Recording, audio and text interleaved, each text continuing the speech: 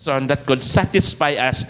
Jesus. Kaya sabi niya in John chapter 7, I am the living water. Anyone who drinks a water that comes from me will never be thirst again. Will never be thirst again. Hallelujah. Ano pa? Psalms 51 verse 12, 13. Restore to me the joy. Ulit, masahin nga po natin. Restore to me the joy of your salvation and grant me a willing spirit to sustain me. Then I will teach transgressors your ways so that sinners will turn back to you. May napansin po ako. Ano napansin po ninyo? Basahin natin ang salita po ni Lord. Namnamin po natin. Ang sabi po ni David. Sinulat po ito ni David nung siya po ay nagkasala sa Diyos. Nung nakakommit po siya ng adultery at saka nung pinatay niya ang asawa si Urias. Murder. Nung kinunpronta po siya ni Nathan. Amen? Sino nakabasa? Nung kinunpronta siya ni Nathan, you're the man! So sinulat niya yan, sabi niya, restore to me the joy of your salvation. Nagpakumbaba siya, inamin niya ang pagkakasala niya, at ni-restore siya ng Diyos. May napansin po ako sa verse na yan. Sabi diyan, then I will teach transgressors your ways. Ibig sabihin, pag hindi ka revived, makinig kayo sa akin. If you are not revived, you have no power to teach other people about their sin. Kasi sabi niya, I will teach your transgressor your ways. Ibig sabihin, hindi mo madadala. Makinig kayo sa akin. Come on! Hindi mo madadala ang kapitbahay mo, ang kaibigan mo. Ang rason pala na hindi ka makadisciple because you are not revived. Hindi ka mainit. Kasi sabi niya, I will teach transgressors your ways so that sinners will turn back to you.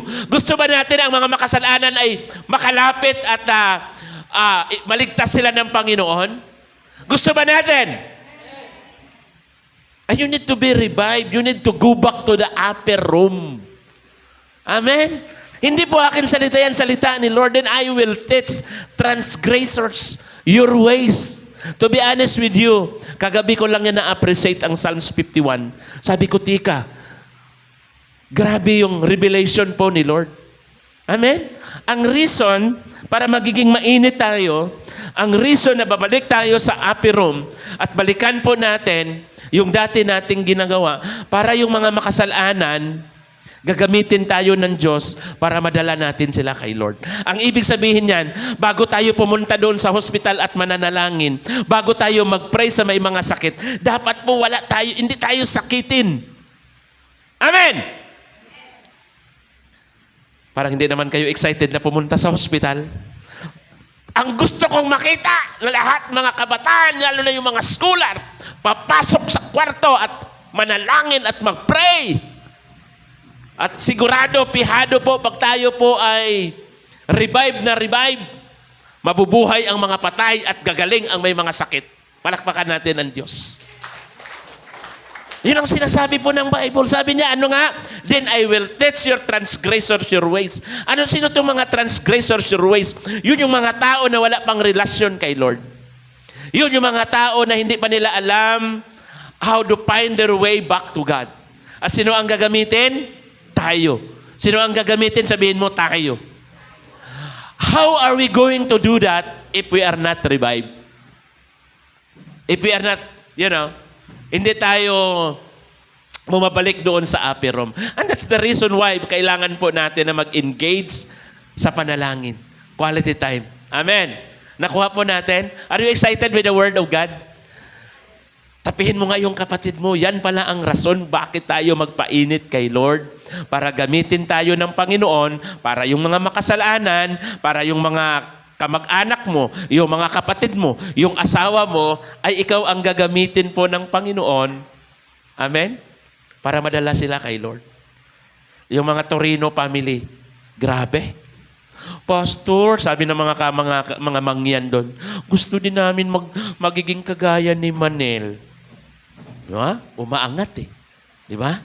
Revive na revive. Ako, pag nag-preach yan doon si Manel sa kamangyanan, ay parang mangyan din, joke lang. Ayun na, kung halimbawa, paandap-andap at, di ba? Amen? Kung kaya ni Manel, kaya natin lahat. Ay, grabe magkain ng Bible yan. Nilalamon na nga ang Bible niyan. Pastor, literal, ilang Bible na ba ang nilamon mo, Manel? Binabasa, ibig sabihin. Amen? Kasi pag hindi tayo revive, hindi tayo mainit, we cannot bring people to God. Next. Last. It's a place of renewing your first love to God.